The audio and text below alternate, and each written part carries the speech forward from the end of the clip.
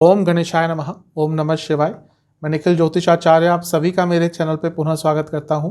आशा करता हूं आप सभी स्वस्थ होंगे। महादेव की कृपा आप सभी पर सदैव बनी रहे।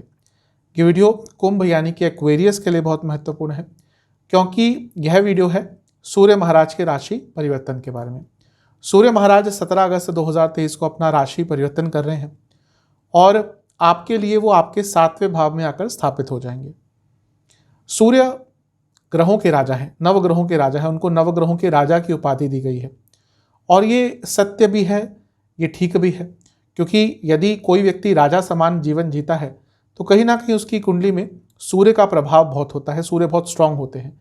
इसलिए कोई बड़ा पॉलिटिशियन, कोई बड़ा लीडर, कोई ऐसा व्यक्ति जिसने करोड़ों लोगों को इन्फ्लुएंस किया है, बड़ा इंडस्ट्रियलिस्ट, कहीं ना कहीं उस व्यक्ति का सूर्य बहुत स्ट्रांग होता है।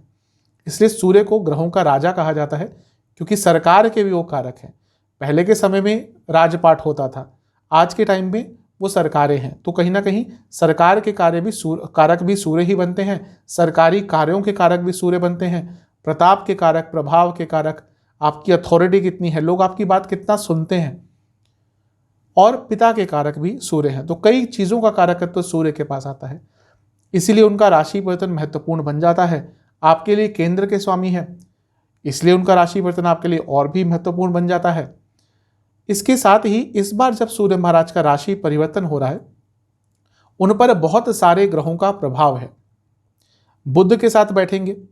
बुध के साथ तो उनका बैठना बहुत कॉमन होता है, क्योंकि हर महीने सवा महीने में वो बुध के आसपास आ ही जाते हैं, साथ में इनकी युति हो ही जाती है, क्योंकि बुध और शुक्र ऐसे ग्रह हैं जो सूर्य से ज़्यादा दूर नहीं जा सकते।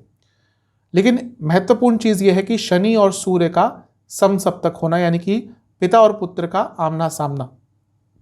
शनि और सूर्य आपस में पिता पुत्र का संबंध रखते हैं। सूर्य पिता है और शनिदेव पुत्र है, लेकिन इस संबंध में बहुत कटुता है, संबंध में मधुरता की एकदम कमी है। इसलिए जब भी इनका आमना सामना होता है तो लोगों के जीवन में, यानी कि जिस भी भाव में ये उस टाइम पे होते हैं, उस भाव के संबंध से वो नेगेटिव प्रभाव दे सकते हैं, नेगेटिव रिजल्ट दे सकते हैं। और बृहस्पति महाराज की दृष्टि भी है इस बार सूर्य महाराज पर, और बृहस्पति आपके नेचुरल धन कारक हैं, क्योंकि धन स्थान और लाभ स्थान के स्वामी हैं। इसलिए ये सूर्य महाराज का राशि परिवर्तन है, बहुत बड़े बदलाव लेकर आ सकता है। कुछ अच्छा भी होगा और कुछ बुरा भी होगा, और हर बार की तरह मैं दोनों की ही चर्चा करूंगा, उपाय भी कुछ बताऊंगा। लग्न राशि और चंद्र राशि से अलग अलग राशिफल नहीं बन सकते हैं। यदि आपकी लग्न राशि या चंद्र राशि कुंभ है, दोनों ही इस राशिफल को गाइडेंस के लिए अवश्य देख सकते हैं। राशिफल केवल गाइडेंस के लिए ही होती है, पर्टिकुलरली आपकी कुंडली का विश्लेषण नहीं होता। ग्रहों की गोचरीय स्थिति पर आधारित एक राशिफल होता है, एक सामान्य विश्लेषण के लिए, एक सामान्य गाइडलाइंस के लिए, गाइडेंस के लिए। उसको उसी तरह से ऑब्जर्व किया कीजिए। तो शुरुआत करते हैं सूर्य महाराज के इस राशि परिवर्तन के वीडियो का। आपके लिए सप्तम भाव में आकर स्थापित हो जाएंगे। सप्तम भाव केंद्र स्थान है, सिंह में आ रहे हैं, यानी कि अपनी ही राशि में आ रहे हैं। तो जब भी कोई केंद्र भाव का स्वामी केंद्र भाव में आता है तो राजयोग बनता है, और ये राजयोग बनाता हुआ ग्रह यानी कि सूर्य महाराज सीधा लग्न को देखेंगे, यानी कि आपके लिए सूर्य महाराज राजयोग वाला फल पूरे 1 महीने देंगे। और जैसा मैंने वीडियो के शुरू में ही कहा था, सूर्य प्रताप हैं, सूर्य प्रभाव हैं। तो एक स्ट्रांग ग्रह जो स्ट्रांग पोजीशन में है, लग्न को देखेगा तो आपका प्रताप बढ़ेगा, आपकी अथॉरिटी बढ़ेगी, आपकी पावर बढ़ेगी। आप बिजनेस करते हो, जॉब करते हो या कुछ भी करते हो, ये 1 महीना ऐसा है जब लोग आपकी बात सुनेंगे, आपके अंदर लीडरशिप क्वालिटी उभर कर सामने आएगी, और आपको कुछ ऐसा कार्य दिया जा सकता है जिसके कारण आपका नाम बन जाए। तो इस 1 महीने का आपको लाभ अवश्य उठाना है। ये 1 महीना उनके लिए बहुत श्रेष्ठ है जो लोग पॉलिटिक्स में एंटर करना चाहते हैं, या ऑलरेडी पॉलिटिक्स में है, या किसी भी सोशल फील्ड से जुड़ना चाहते हैं, जहाँ पे आप लोगों के साथ संपर्क में आए, लोगों की जीवन से कुछ आपका लेना देना हो, जो जैसे कि पॉलिटिक्स हो गया, सोशल लाइफ हो गई, सोशल वेलफेयर हो गया, चैरिटी हो गई। इन सब चीज़ों में आगे बढ़ने के लिए, इन सब चीज़ों में अपना नाम कमाने के लिए, नाम बढ़ाने के लिए ये जो 1 महीने का समय है बहुत श्रेष्ठ है, बहुत अच्छा है। 7वां भाव रिकॉग्निशन का होता है, यानी कि आपको मान सम्मान पद प्राप्ति मिल सकती है, आपका नाम बन सकता है, गुडविल बढ़ सकती है, क्योंकि सूर्य अपनी ही राशि में आकर बैठ रहे हैं। और क्योंकि ये जो सप्तम भाव है, ये 10वें भाव से 10वां स्थान है, यानी कि कार्य क्षेत्र में भी आप आगे बढ़ सकते हैं, प्रमोशन के चांसेस बन सकते हैं। और प्रमोशन भले ही ना हो, जैसा मैंने शुरू में कहा, कुछ ऐसा काम आपको दिया जा सकता है जिसके कारण आपका नाम बन जाए, आपकी पहचान बन जाए कि हाँ, ये काम करेगा तो केवल यही व्यक्ति करेगा, इससे अच्छा कोई नहीं कर सकता। और जिस व्यक्ति का नाम बनना शुरू हो जाता है वही व्यक्ति आगे चलकर धन कमाता है, आगे बढ़ता है, क्योंकि धन नाम से ही आता है। तो अपना नाम बनाने के लिए ये जो 1 महीने का कालखंड है बहुत महत्वपूर्ण है, बहुत अच्छा है, बहुत श्रेष्ठ है। इसका लाभ अवश्य आपको उठाना है। जैसा मैंने कहा, सरकारी कार्यों के कारक होते हैं, तो क्योंकि सीधा लग्न से संबंध है तो कुछ सरकारी कार्य अटक रहे थे, आराम से पूरे हो जाएंगे। अगर आप गवर्नमेंट जॉब ढूंढ रहे थे, उसमें आपको कुछ ना कुछ अच्छा रिजल्ट मिल सकता है। और सप्तम भाव बिजनेस का होता है, सप्तम के स्वामी सप्तम में ही आ गए, यानी कि बिजनेस में आपको बहुत लाभ हो सकता है। आप बिजनेस करते हैं और कुछ गवर्नमेंट से प्रॉब्लमस आपको आ रही थी, वो सॉल्व हो सकती हैं। और यदि आप चाहते थे कि आपको सरकार से ही कोई काम मिल जाए, जो बड़े बड़े कॉन्ट्रैक्टर्स होते हैं, बिजनेसमैन होते हैं, इंडस्ट्रियलिस्ट होते हैं, वो हमेशा चाहते हैं कि सरकार से कुछ काम मिल जाए, क्योंकि उसमें पैसा भी अच्छा होता है, एक श्योरिटी होती है कि हाँ, पेमेंट में कोई प्रॉब्लम नहीं आएगी, नाम भी बन जाता है। तो उनके लिए ये 1 महीने का समय बहुत अच्छा है, आपका नाम बन सकता है, आपको सरकार की तरफ से कोई काम मिल सकता है। तो ये भी एक बहुत अच्छी चीज़ दिख रही है। इसके साथ ही सप्तम भाव कहीं ना कहीं विदेश यात्रा से संबंध भी रख लेता है, क्योंकि इस समय लग्न के स्वामी सप्तम भाव के स्वामी को देखेंगे।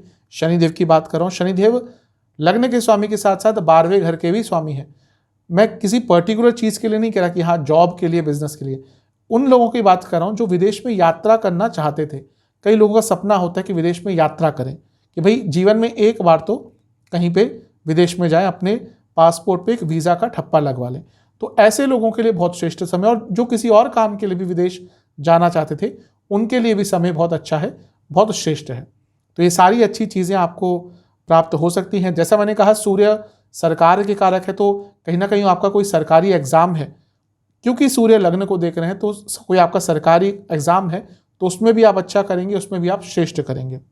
तो अधिकतम ये अच्छे प्रभाव आपको सूर्य के सप्तम भाव में आने के कारण अवश्य मिलेंगे। मैं बार बार इसी चीज़ पे स्ट्रेस कर रहा हूँ कि अपना नाम बनाने के लिए और अपनी गुडविल बनाने के लिए ये समय बहुत अच्छा है, इस पर ध्यान कीजिएगा। अगर आपका नाम खराब हो गया था, किसी ने खराब कर दिया था, जीवन मौका देता है और भाग्य मौका देता है दोबारा चीज़ों को ठीक करने का। तो अपना नाम पुनः बनाने के लिए ये 1 महीने का समय बहुत अच्छा है, बहुत श्रेष्ठ है।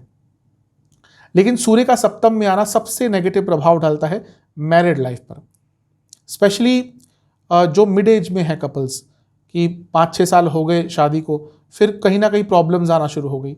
सप्तम में जब सूर्य आता है तो लड़ाई झगड़े तो होते ही हैं। कई शास्त्र कहते हैं कि व्यक्ति का पर स्त्री में की तरफ ध्यान जाता है। जैसा मैं पहले भी बता चुका हूँ, अधिकतम जो शास्त्र हैं वो पुरुष प्रधान है, यानी कि वो पुरुष को ही कहीं ना कहीं एक बेस मानकर चलते हैं। इसका मतलब ये नहीं कि केवल पुरुषों का ही ध्यान भटकेगा, नहीं, जो भी विवाहित लोग हैं जिनके सप्तम में सूर्य आ रहे हैं, यानी कि कुंभ लग्न, कुंभ राशि वाले, उनका ध्यान हटेगा, उनका ध्यान अपनी मैरिड लाइफ से हटेगा। स्पेशली जैसा मैंने कहा, जो मिड एज में है, जिसको हम कहीं ना कहीं आज के डेट में मिड लाइफ क्राइसिस भी कहते हैं, तो उनका ध्यान हट सकता है, उनका ध्यान किसी और व्यक्ति की तरफ, किसी और महिला, किसी और पुरुष की तरफ जा सकता है। तो उस चीज़ पर आपको सबसे ज़्यादा ध्यान देना है। जिनके मैरिड लाइफ में बहुत प्रॉब्लम चल रही थी, सूर्य सरकार के कारक हैं, सब कुछ ट्राई कर लिया था कि भाई अब कुछ नहीं हो सकता, तो कहीं ना कहीं ये वो महीना है जब लीगल कार्रवाई स्टार्ट हो सकती है, यानी कि एक दूसरे को नोटिस भेजना या डाइवोर्स कैसे करेंगे, म्यूचुअल होगा नहीं होगा, तो वो सारी प्रोसीडिंग्स भी इस टाइम पे स्टार्ट हो सकती हैं। यानी कि मैरिड लाइफ के लिए समय बिल्कुल भी अच्छा नहीं होगा। अपनी मैरिड लाइफ को लेकर आपको बहुत चौकन्ना रहना है, बहुत प्रॉब्लम्स आएंगी, और थोड़ा सा अपने ऊपर नियंत्रण रखिएगा। सूर्य का सप्तम में आना व्यक्ति की जो काम वासना होती है, वासनाएं कई प्रकार की होती हैं, लेकिन जो काम वासना होती है उसको बहुत बढ़ा देते हैं। तो इसलिए यदि आप मैरिड हैं तो ये चीज़ जो मॉरली सही नहीं है उसमें मत पड़िएगा, क्योंकि संभावना उसकी बढ़ जाती है। अब बात करते हैं शनि और सूर्य के आमने सामने की।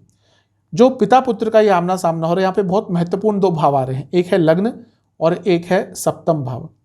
तो पुनः मैं यही कहूँगा कि एक तो सबसे पहले अपनी सेहत का ध्यान दीजिएगा, क्योंकि शनि लग्न में वक्री है, 12वें घर के भी स्वामी हैं, और सूर्य मारक स्थान में बैठकर, मारक स्थान के स्वामी बनकर आपके लग्न को देख रहे हैं, यानी कि सेहत अचानक से बिगड़ सकती है, सब कुछ ठीक चल रहा होगा, आप देखेंगे अचानक से कि 17 तारीख के बाद 1-2 हफ्ते के अंदर ही कुछ प्रॉब्लम्स हो गई। हो सकता है हॉस्पिटल भागना पड़े, क्योंकि 12वां स्थान हॉस्पिटल का है और उसके स्वामी है शनि, और सूर्य और शनि पिता पुत्र भी हैं, उनका संबंध भी अच्छा नहीं होता, तो सेहत को लेकर बहुत आपको प्रॉब्लम हो सकती है और खर्चे अंधाधुंध बढ़ेंगे।